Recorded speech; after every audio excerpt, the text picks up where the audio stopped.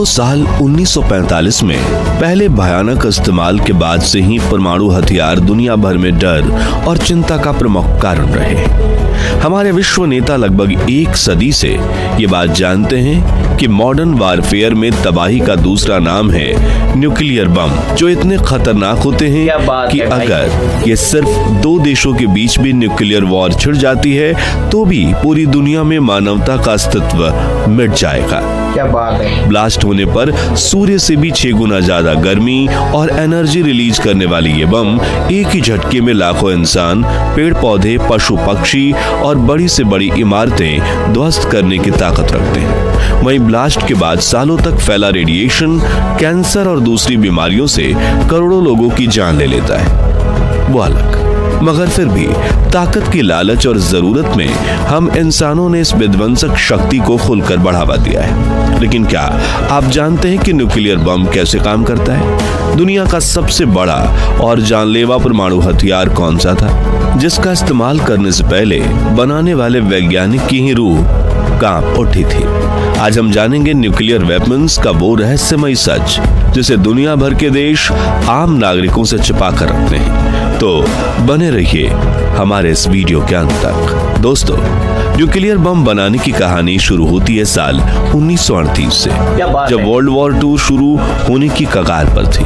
Hitler ने दुनिया को कब्जे में करने के लिए अपनी कमर कस ली थी और जर्मन वैज्ञानिक ऑटो हॉर्न बर्लिन की एक लेबोरेटरी में काम कर रहे थे। तभी उन्होंने एक अद्भुत चीज की खोज की जिसे न्यूक्लियर एनर्जी कहा जाता है। साइंटिस्ट हान ने देखा कि जब हम एक एटम के स्ट्रक्चर को अलग करते हैं, यानी उसका विखंडन करते हैं, तो बहुत ज्यादा एनर्जी रिलीज होती है जिसे कंट्रोल करना फिलहाल तो इम्पॉसिबल है। जब उनके इस एक्सपेरिमेंट की खबर अमेरिकन प्रेसिडेंट फ्रैंकलिन रूजवेल्ट तक पहुंची तो उनकी रूह कांप गई, क्योंकि वो जानते थे कि जर्मन्स इस एनर्जी का इस्तेमाल एक सुपर वेपन बनाने के लिए करेंगे, क्योंकि उस वक्त एडवांस वेपन टेक्नोलॉजी में जर्मनी दुनिया में सबसे आगे था। हिटलर की नाजी सेना ऐसे हथियार इस्तेमाल करती थी जो अमेरिका ने कभी देखे तक नहीं थे। ऐसे में रूजवेल्ट ने वैज्ञानिकों की एक टीम बनाई और साल 1941 में मैनहट्टन प्रोजेक्ट शुरू किया, जिसकी कमान सौंपी गई जे रॉबर्ट ओपनहाइमर को, जिन्होंने करीब 4 सालों तक न्यूक्लियर बम पर काम किया और दुनिया का सबसे विनाशकारी हथियार बनाकर तैयार किया, जिसके ताकत का अंदाजा उस वक्त अमेरिका को भी नहीं था। मगर उन्होंने हिम्मत करके 16 जुलाई 1945 को ट्रिनिटी टेस्ट नाम से दुनिया के पहले परमाणु हथियार का परीक्षण किया। तभी उन्होंने ब्लास्ट का बटन दबाते ही गीता के एक श्लोक का उल्लेख करते हुए कहा, अब मैं मृत्यु बन गया हूं, दुनिया का विनाशक। फिर जो विस्फोट हुआ उससे अमेरिका के वैज्ञानिकों की रूह कांप गई और अमेरिका की सेना तक को ये झकझोर चुकी थी। मैक्सिको में जिस जगह पर यह बम गिराया गया था वहां भयंकर विनाश हुआ और रेडिएशन आज तक फैला हुआ है। मगर दुनिया को इस बम की असली ताकत का अंदाजा लगा अगस्त 1945 में। साल था 1945। द्वितीय विश्व युद्ध के दौरान तानाशाह हिटलर को देश जर्मनी, इटली और जापान की तिगड़ी यानी एक्स पावर ने ब्रिटेन, अमेरिका और सोवियत यूनियन के अलाइज पावर्स को कमजोर कर दिया था और वो सेकेंड वर्ल्ड वॉर लगभग जीत ही रहे थे। लेकिन 30 अप्रैल के दिन हिटलर अचानक से गोली मारकर अपनी जान ले लेता है। मगर जापान अभी स्ट्रॉन्ग पोजीशन में था, अमेरिका कमजोर। मगर फिर आती है 6 अगस्त 1945 की सुबह। जापान के हिरोशिमा शहर में खुशनुमा माहौल था। लोग अपने अपने काम के लिए निकले थे, बच्चे भी स्कूल पहुंच चुके थे। इस बीच कुछ लोगों को विमान की गरजती हुई आवाज सुनाई दी और ऊपर देखने पर ठीक 8:15 पर अमेरिकी विमान से कुछ नीचे गिरता है। दूर से छोटी सी दिखने वाली ये चीज करीब 43 सेकंड तक गिरती रहती है और जमीन से कुछ फीट ऊपर अचानक से ब्लास्ट हो जाती है। अपने जीवन के आखिरी पलों में लोगों को एक चमकती हुई रोशनी दिखाई देती है, मानो जापान की धरती पर दूसरे सूर्य का उदय हुआ।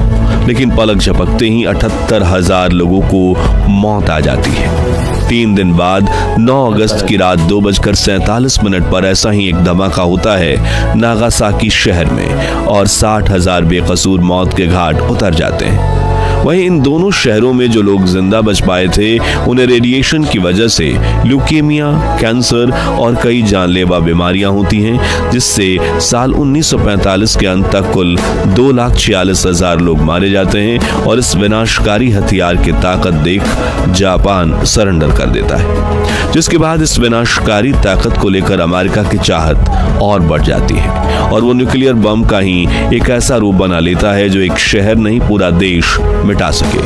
हम बात कर रहे हैं हाइड्रोजन बम की। 1 नवंबर 1952 को अमेरिका ने आईवे माइक नाम से दुनिया के पहले हाइड्रोजन बम का परीक्षण किया और इसने जो तबाही मचाई उसने विज्ञान की परिभाषा ही बदल दी। एक सामान्य एटॉमिक बम अपने चारों ओर 1.5 किलोमीटर तक आग का गोला बनाता है, लेकिन आईवी माइक ने 16 किलोमीटर तक तबाही फैलाई और करीब 10 करोड़ डिग्री सेल्सियस की गर्मी पैदा की, जो हमारे सूरज की कोर से भी 7 गुना ज्यादा गर्म है। यानी अगर ऐसा बम किसी देश के ऊपर फटता है तो आप समझ सकते हैं कि वहां क्या होगा। वो देश एक लाशों का कब्रिस्तान बन जाएगा, जिसके 2 साल बाद अमेरिका ने 15 मेगा टन यानी हिरोशिमा पर गिराए गए 15 किलो टन के लिटिल बॉय बम से 1000 गुना ज्यादा खतरनाक न्यूक्लियर बम बनाया। यही वो पल था जब रूस को एहसास हुआ जब न्यूक्लियर रेस में पिछड़ना खुद को मिटाने जैसा है। फिर आता है इतिहास का सबसे खतरनाक परमाणु हथियार जार बॉम्ब, जो सिर्फ एक न्यूक्लियर बम नहीं बल्कि इंसानियत के विनाश का प्रतीक था। इस हाइड्रोजन बम की ओरिजिनल कैपेसिटी थी 100 मेगाटन, लेकिन इसे इतना खतरनाक माना गया कि खुद रूसी वैज्ञानिकों ने डर के मारे इसकी ताकत आधा करके 50 मेगाटन कर दी। मगर तब भी ये बम हिरोशिमा में गिराए गए बम से 3300 गुना ज्यादा शक्तिशाली था। 30 अक्टूबर 1961 आर्कटिक महासागर के वीरान मित्सुखा बे आइलैंड के ऊपर एक रूसी फाइटर जेट जार बॉम्ब को लेकर गया। इतनी ऊंचाई पर छोड़ा गया कि जेट वहां से भागने में सफल हो जाए। जैसे ही बम 4 किलोमीटर की ऊंचाई पर फटा, आसमान में उठा 60 किलोमीटर ऊंचा मशरूम क्लाउड, जिसकी रोशनी को हजारों किलोमीटर दूर से देखा गया। उसकी शॉक वेव 1000 किलोमीटर तक फैली और विस्फोट से पैदा हुई आवाज और कंपन 4000 किलोमीटर दूर तक रिकॉर्ड की गई। उस दिन पृथ्वी कुछ पल के लिए कांप उठी। इतना ही नहीं, इस बम के कारण मीलों दूर तक पेड़ पौधे जलकर राख हो गए। कई गांवों में घरों की खिड़कियां टूट गई थी। इस बम की ताकत हिरोशिमा और नागासाकी में गिराए गए दोनों बमों की मिलाकर जितनी ताकत थी उससे भी 16 गुना ज्यादा थी। जार बॉम्ब का असर ऐसा था कि रूस ने खुद इसे कभी फिर दोबारा बनाने की हिम्मत नहीं की। आज भी ये बम दुनिया का सबसे ताकतवर न्यूक्लियर हथियार माना जाता है, जो रूस की किसी सीक्रेट न्यूक्लियर फैसिलिटी में पड़ा है। और खुद राष्ट्रपति व्लादिमीर पुतिन कहते हैं, मैं नहीं चाहता कि ऐसी परिस्थिति बने जिसमें हमें जार बॉम्ब का इस्तेमाल करना पड़े। लेकिन ये न्यूक्लियर बम बनते कैसे हैं, चलिए जानते हैं। तो दोस्तों, आपने अक्सर सुना होगा कि हर चीज छोटे छोटे कणों से मिलकर बनी होती है, जिन्हें हम एटम यानी परमाणु कहते हैं। हर एटम के अंदर होता है एक केंद्र जिसे नाभिक या न्यूक्लियस कहा जाता है, और इसके चारों ओर घूमते इलेक्ट्रॉन। न्यूक्लियस के अंदर मौजूद होते हैं प्रोटॉन और न्यूट्रॉन। प्रोटॉन पर पॉजिटिव चार्ज होता है, इलेक्ट्रॉन पर नेगेटिव, जबकि न्यूट्रॉन पूरी तरह से न्यूट्रल होता है, यानी 0 चार्ज। अब आपने बचपन में पढ़ा होगा कि 2 पॉजिटिव प्रोटॉन्स एक दूसरे से दूर भागते हैं, 2 नेगेटिव न्यूट्रॉन्स एक दूसरे से दूर भागते हैं, जबकि पॉजिटिव और नेगेटिव एटम्स एक दूसरे से आकर्षित होते हैं। ऐसे में सवाल ये है कि जब न्यूक्लियस में कई पॉजिटिव प्रोटॉन्स होते हैं तो एक दूसरे से दूर क्यों नहीं भागते? तो इसका जवाब एक बेहद ताकतवर फोर्स जिसे न्यूक्लियस फोर्स कहते हैं, वो इन सभी कणों को जोड़े रखता है। लेकिन यही न्यूक्लियर फोर्स अगर एक बार टूट जाए तो जितनी ताकत उसे बांधे रखने में लगती है वो सारी एनर्जी अचानक बाहर निकलती है। और यही होता है जब एक एटम टूटता है। इस प्रक्रिया को कहते हैं न्यूक्लियर फिशन। जब एक भारी एटम 2 या अधिक छोटे एटम्स में टूटता है और साथ में निकलती है भीषण ऊर्जा और रेडियो एक्टिव किरणें, यही तकनीक परमाणु बम की असली नींव है, यानी एक एटम को कई टुकड़ों में तोड़ने से न्यूक्लियर बम ब्लास्ट होता है। अब आप सोच रहे होंगे कि कौन से तत्व इस फिशन रिएक्शन के लिए इस्तेमाल होते हैं, तो इसका जवाब है यूरेनियम 235 और कभी कभी प्लूटोनियम 239। यूरेनियम 235 में न्यूट्रॉन की संख्या अधिक होती है, इसलिए इसे तोड़ना आसान होता है। एक परमाणु बम में केवल 1 किलो यूरेनियम का इस्तेमाल किया जाता है, लेकिन इस 1 किलो में होते हैं लाखों करोड़ों एटम्स, और जब इन पर न्यूट्रॉन की बौछार की जाती है तो हर एटम टूटता है और फिर नए न्यूट्रॉन निकलते हैं जो अगला एटम तोड़ते हैं, और ये चेन रिएक्शन पल भर में पूरे बम को जला डालता है, जिससे इतना बड़ा विस्फोट होता है कि पलक झपकते ही पूरा शहर जलकर राख हो जाए। लेकिन इतना आगे जाने से पहले हम ये देखते हैं कि एक न्यूक्लियर बम बनता कैसे है। तो न्यूक्लियर बम में फ्यूजन और फिशन प्रोसेस को कंट्रोल करने के लिए खास धातु का मेटल शेल बनाया जाता है, जिसमें एक ओर यूरेनियम या प्लूटोनियम होता है और दूसरी ओर न्यूट्रॉन छोड़ने वाला पदार्थ। इस बम को फोड़ने के लिए सबसे पहले बाहर लगे एक छोटे से केमिकल एक्सप्लोसिव को ब्लास्ट किया जाता है। यह विस्फोट न्यूट्रॉन रिलीज करता है जो यूरेनियम एटम्स को तोड़ना शुरू कर देता है। हर टूटे एटम से एनर्जी और भी न्यूट्रॉन निकलते हैं जो और एटम्स को तोड़ते हैं, और यह प्रक्रिया सेकंड के 1000वें हिस्से में पूरी बम को एक्टिवेट कर देती है। इस फिशन रिएक्शन पैदा होती है और 10 करोड़ डिग्री सेल्सियस तक की गर्मी, यानी सूरज के केंद्र से भी 6 गुना ज्यादा हीट, जिससे बम का बाहरी ढांचा पल भर में उड़ जाता है। फिर होता है धमाका। एक विशाल आग का गोला आसमान की तरफ उठता है जो मशरूम क्लाउड की शक्ल ले लेता है। शॉक वेव की गति इतनी तेज होती है कि वह आवाज की स्पीड से भी तेज फैलती है और जमीन हिलने लगती है जैसे कोई भूकंप आया हो। धमाके के ठीक केंद्र पर इंसान, जानवर, पेड़, इमारतें सब कुछ भाप बन जाते हैं। 2 से 5 किलोमीटर तक कोई भी जीवित चीज नहीं बचती।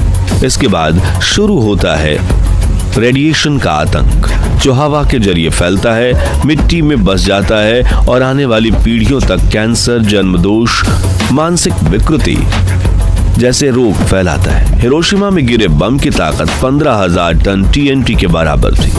उसने पूरा शहर मिटा दिया था।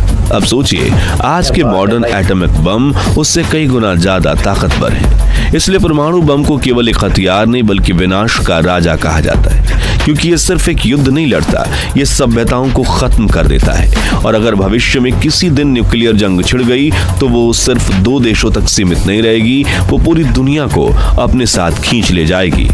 और तब जो बचेगा वो होगा सिर्फ सन्नाटा। मगर फिर भी ईरान से लेकर सऊदी अरब और यूरोपियन देशों समेत दर्जनों देश अपना सीक्रेट न्यूक्लियर प्रोग्राम चला रहे हैं, क्योंकि उन्हें उन देशों का डर है जिनके पास पहले से ही न्यूक्लियर वेपन्स हैं। तो दोस्तों, क्या न्यूक्लियर वेपन्स बनाकर हमने खुद भविष्य में इंसानियत के अंत का चैप्टर लिख दिया है, या न्यूक्लियर पावर होने से देश की सेफ्टी बढ़ती है?